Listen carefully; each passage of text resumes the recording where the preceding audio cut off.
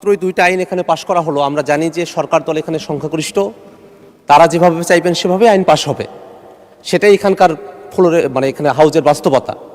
কিন্তু যে দুইটা আইন পাশ করা হলো এবং যে জনমত যাচাইয়ের জন্য এবং প্রস্তাবগুলো উত্থাপন করা হয়েছিল, যিনি সদস্য আছেন তিনিও এই আইনগুলোর বিষয়বস্তু কি তার বক্তব্যের সময় সেই বিষয়টা তিনি উল্লেখ করেন নাই। বিষয়বস্তু হলো যে এই যে সিকিউরিটিজ অ্যান্ড এক্সচেঞ্জ কমিশনের যে আইনটি এবং এই যে বীমা কর্পোরেশনের যে আইন, দুইটা আইনের বয়সের যে বাধ্যবাধকতা ছিল সেই বাধ্যবাধকতাগুলোকে উঠিয়ে নেওয়া হয়েছে।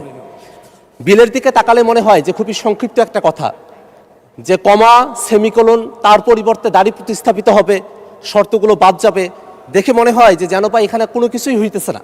কিন্তু বাস্তবতা হলো এই যে সিকিউরিটিজ অ্যান্ড এক্সচেঞ্জ কমিশন, সেখানে 65 বছরের একটা বাধ্যবাধকতা ছিল চেয়ারম্যান এবং সদস্যদের ক্ষেত্রে, এবং বীমা উন্নয়ন ও নিয়ন্ত্রণ কর্তৃপক্ষ সেখানে 67 বছরের একটা বাধ্যবাধকতা ছিল। বিষয়টি হলো মাননীয় অর্থমন্ত্রী তার বক্তব্যে বলেছেন যে যোগ্য লোক নিয়ে আসা দরকার, দক্ষ লোক নিয়ে আসা দরকার, এই কারণে বয়সের বাধ্যবাধকতা তারা উঠিয়ে দিচ্ছেন। প্রশ্নটা হলো যে এটা কি কোনো ব্যক্তিকে মাথায় রেখে এটা করা হচ্ছে নাকি একটা পলিসিকে মাথায় রেখে এটা করা হচ্ছে?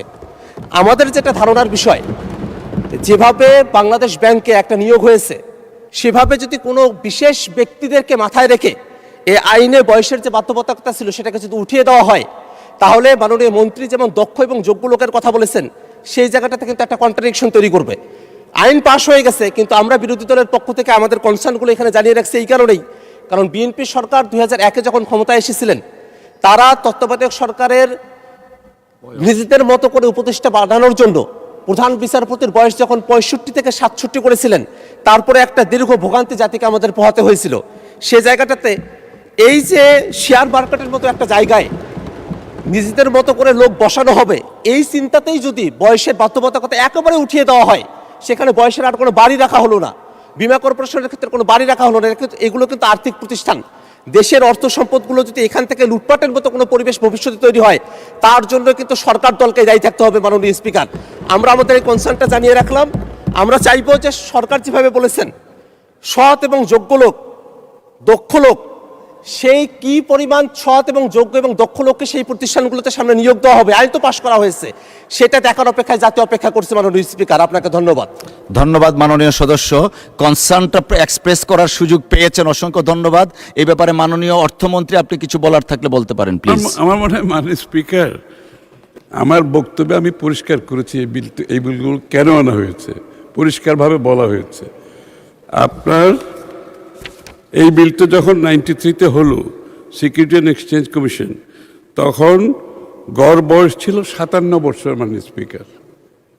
এখন গড় বয়স হচ্ছে 72 বছর। আপনি কি এই লোকগুলোকে কর্মকাণ্ডের বাইরে রাখতে চান? বাংলাদেশের এই নাগরিকগুলোকে, এই অভিজ্ঞ লোকগুলো, তাদেরকে কর্মকাণ্ডের বাইরে রাখতে চান? কোথায় 57 বছর, এখন 72 বছর। এই ডিফারেন্সটা এর মধ্যে যারা আছে তাদেরকে তো আমরা বাইরে রাখতে পারবো না। দ্বিতীয় কথা হচ্ছে, বিশ্বের প্রায় প্রত্যেকটি দেশে যেখানে সাকসেসফুলি এই security and exchange commission operate করছে, তাদের এখানে কোনো এজ বার